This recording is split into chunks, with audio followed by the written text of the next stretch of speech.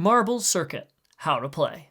The object of the game is to collect the correct number of marbles in the 5 targets as indicated by the challenge card. Slide the gate into the channel at the top of the board and place 1 marble at the top of each track behind the gate. Choose a challenge card and place the starting tiles on the board as indicated in color on the card. Each number in the target areas on the card indicate how many marbles you need to get into that space to win. By predicting the path of the marbles, place the remaining tiles on the board.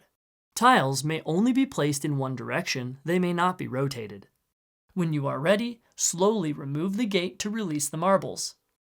If the correct quantity of marbles are in the matching targets, you win and you can try the next challenge card. If not, reset the marbles and try again. The difficulty of the challenge cards increases as you progress.